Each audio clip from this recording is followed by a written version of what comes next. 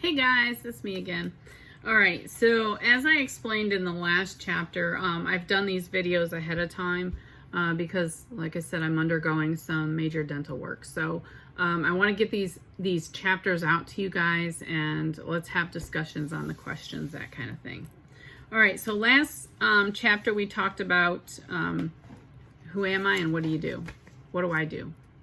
So I hope you guys answered those questions. I haven't seen it yet because, like I said, I'm recording these ahead. All right, so chapter 2. Chapter 2 is called 3 Strikes. This chapter makes so much sense to me because of everything I've been through in the last 9 years. This year it'll be 9 years. In this chapter, Joy, who is writing the book with her doctor, talks about communication and trustfulness of your doctors. All right. She gives a great example in here about, talking to her doctors and the doctors talking about, none of his other patients have talked about those side effects, or just talks about other patients versus this one. Okay, so he's giving examples to Joy about other patients and what they did. All right, that's not what he should be doing. He or she should be even doing. Number one, you're the patient. You're not compared to Joe, Sally, and Fred. Okay, you are you. Every single one of our bodies is different. We all have totally different reactions to things. We have totally different metabolisms. We have different sensitivities to medications. We have different pains. Yeah, everybody can say, oh, I've got fibromyalgia, but nobody can say, oh yeah, I always have that ankle hurting, or my shoulder always hurts, or how I flare is, from my neck down. We don't have that similarity, everybody. So when she's talking about her doctor, she basically has come up with a 3-strike rule, and I kind of like this. The first rule for a doctor is to treat each other with I don't know what I wrote. Hang on. Strike 3. We must treat each other with courtesy. That is not what I wrote down. Okay. So yeah, you want to build a rapport with your doctor, and you want to be able to go in and, talk with them and be candid with them and let them be candid with you. Sometimes there's things you don't want to hear. I know with my surgeons, I did not want to hear they couldn't fix it. I was very adamant about that fact. I'm like, no, you fixed it in 2010. Let's fix it now. And when my first original surgeon came back and told me he couldn't fix it, I told him, I said, well, I'm going to get a second opinion. And he's like, okay, fine. So we did the second opinion. I went to another surgeon. He said, yes, absolutely, I can fix it for you. He went in, he came out, and he says, I'm sorry, there's nothing I can do. You've got permanent damage. So that was hard. That was hard to take. But we'll talk about that more later. Your doctor also needs to see you as a unique person. Honest, informed, respectful responses. Your doctor should not be saying to you, well, this other patient didn't have that side effect. Well, this other patient did just fine. That's not what you need to hear. You need to hear your doctor talking to you and only you about you. Okay, maybe the doctor doesn't understand maybe he doesn't understand what it does to you when he starts comparing you with other patients. I know it pisses me off. It makes me mad. I'm like, really? I'm not Joe Schmo, and I'm not Sally Green. I am me, and this is what my body, and this is what, I'm telling you is happening. And I've learned that as long as I'm open and honest, that they'll work with me. I have had doctors in the past that just, yeah, okay, whatever. You go in, are you still on your meds? Yep. How's everything going? Okay, I've got a couple of these issues coming up. Oh, yeah, okay, well, we'll see you in 6 months. Okay, thankfully that doctor is no longer, and I have a new doctor. And one of the wonderful things about this new doctor is she's a chronic pain survivor. This woman walked almost a half a mile with a broken back, a broken leg, broken arms. She was in a car accident. And she was out in the middle of nowhere here in South Carolina, and she was on an old back road heading somewhere, and there was nobody around. And she walked to a main road so that she could get help. Let me tell you, this girl is amazing. I love her to death, and she gets it. She totally gets it. So, you know, make sure that you're finding that doctor if you can. You know, and I've always said that area doesn't matter. If I have to drive an hour to find the doctor that I can work with, I'll do it. I don't have any other choice.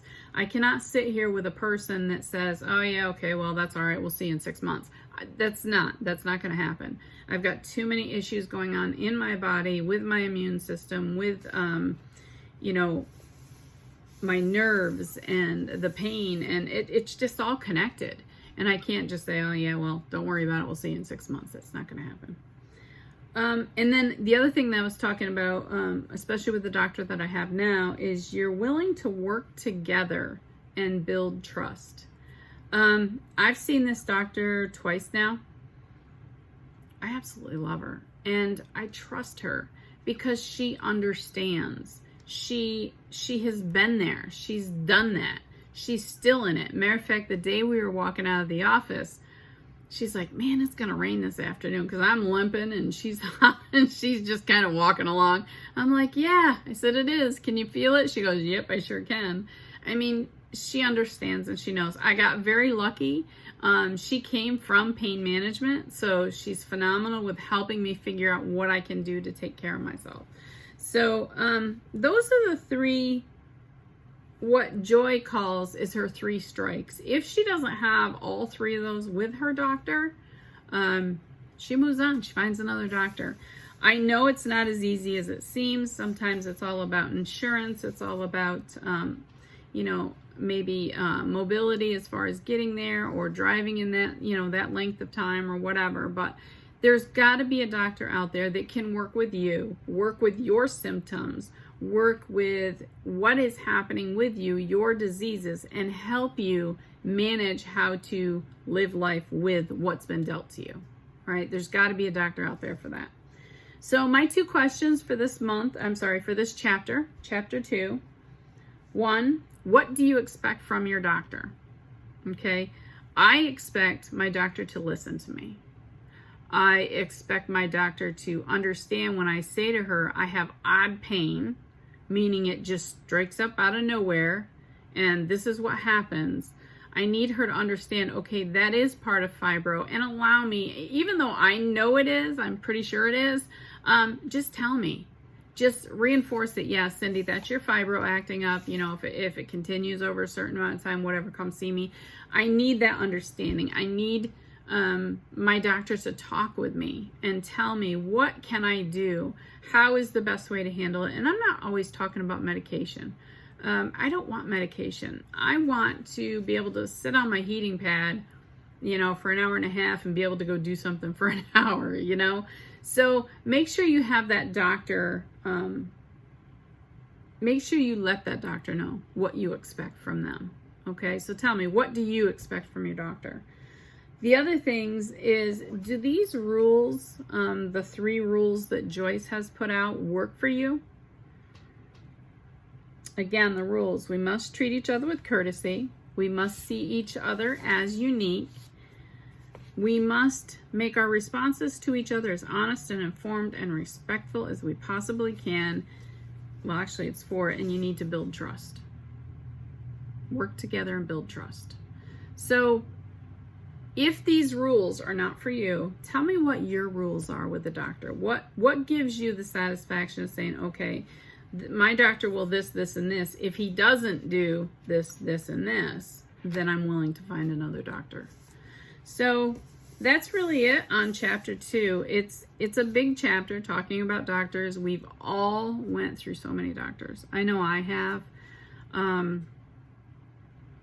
Whether it was pain management or neurologist or rheumatologist or which I actually still do see the rheumatologist. There's just so much going on in the body that one person can't take care of it all. So don't let your regular doctor, your regular physician say, oh, well, you know, this, and this. If you're not comfortable, ask to be referred to a specialist. I had to go to a rheumatoid, I'm sorry, not a rheumatoid, a rheumatologist, because of the issues that I've been having with swelling and burning and that kind of stuff. And yeah, I have actually osteoarthritis, and she told me rheumatoid arthritis, but I don't quite think that's right. So I do have osteoarthritis, and I do have issues with my fibromyalgia that she's working on with me. So yeah, what are your rules? What do you expect from your doctor? And what do you, what doesn't cut it, I think is the words I'm looking for. All right, guys, that is chapter 2.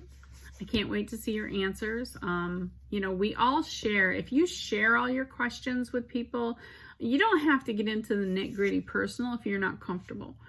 But let me reiterate once. First of all, I'm not a professional. This is my opinion only. I'm not a psychologist. Although I did, no, never mind. You know, this is my opinion, and this is where I have been on my journey, and I'm just trying to help you along. So what I was going to say is, if you don't want to share all your nitty gritty down, you know, personal, that's fine. Put it in a journal. Try to answer these questions yourself the best you can, maybe in your own private journal. But let us know. Let me know. You know, just an idea of what's going on, because there's so many people in this group, and we all support one another. We are here to be safe. None of this goes public, including these videos. Please do not share these links. They are not for anybody that's not in the group. Okay. Yeah, and we want to support each other. So maybe one of your expectations of your doctor, maybe I should think about that. Say, that's a great idea. Maybe I should expect that as well. So share it. All right. And I will see you guys probably chapter 3, 4, maybe 5. Looking the same, but you know, it's because I've got some stuff I got to get done. Life is taking over a little bit. All right, guys, don't forget to have fun. That's what life's all about. Happy creating. I'll talk to you guys later. Bye.